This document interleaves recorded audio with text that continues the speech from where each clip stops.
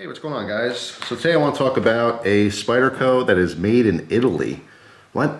Aren't they made in Golden, Colorado? Yeah, most of them. This one is actually made in Italy. This is the Spyderco Roadie. It's a little slip joint, little knife, little box. I want to show you that real quick. But yeah, you know, this is the box it comes in. The Spyderco Roadie was originally created to comply with TSA's proposed laws. It was basically going to be that they're going to allow small pocket knives onto planes. However, they retracted that. I think that happened back in like 2013, somewhere around that era. They were toying with the idea of allowing knives on planes, and they said, never mind. But Spyderco designed this for that purpose, but it never happened. But they still released the knife anyway. Just a cool little, slip joint. It is kind of interesting that it is made in Italy as opposed to America. The blade steel on here is a Bowler N690, if I can get that to focus. And the reason for that, again, is because it was manufactured in Italy. Bowler N690 is extremely popular European steel. So, yeah, this one is in that brilliant blue color, although it was available in a couple different color options. It's a FRN, or fiberglass reinforced nylon. Very simple design, super smooth scales with just that Spyderco logo on both sides. See the hardware there, Torx, very simple, 2-body screws, pivot screw, and basically a back spring. All right, this does have a half stop, so basically it stops halfway closed. The reason for that is basically when you're closing a slip joint, a lot of times they'll have stronger back springs, and if your hand's in the way, or even if you're holding like this, you can see my thumb is just over that channel, just a little bit.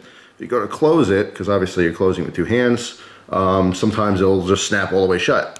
So the point is that it stops halfway there, so you can actually reposition your hand if needed and clear that channel. All right, so you can close it safely. Now, if you want to, with any slip joint, as long as your hand is free of that channel, you can hold it like this and use the side of your leg, let's say this is my leg, and just, close it like that, one-handed.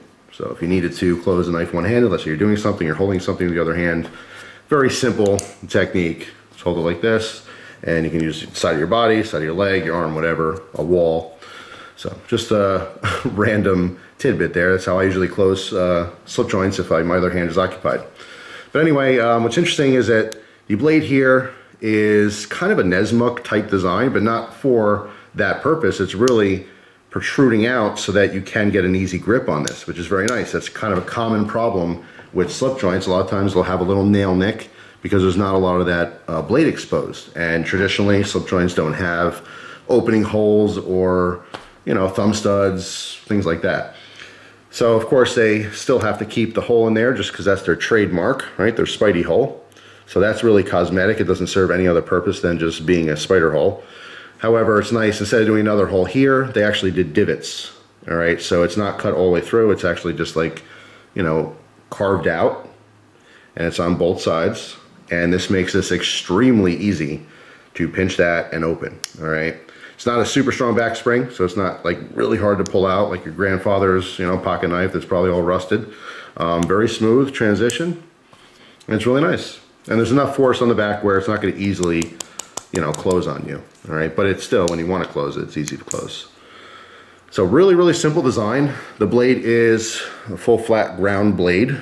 It's about 2 inches long. Handle's about 3 inches, making it roughly 5 inches overall. And because of the FRN and the very small little blade here, this weighs almost nothing. It's actually just under 1 ounce. All right, I think it's like 0.9 ounces. All right. There is a lanyard hole if you want to throw one on there, although I don't know why you put a lanyard on such a small, light knife.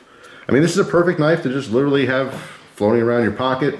You can put this in the 5th pocket in your jeans. If you're wearing a suit or something, you can slip this, into the jacket pocket of a suit. Because it's just so lightweight, it disappears. You really can't feel that you're carrying it, even in light clothing. There is no pocket clip. That's the only downside. I mean, in case you wanted to carry this via a pocket, it does not have one.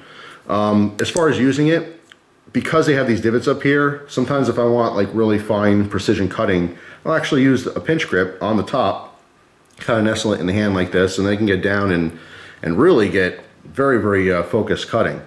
But most people are probably just going to hold it like this. There is jimping on the back as well as the inside, a little bit of a curvature there, so it really locks in the hand very, very nicely.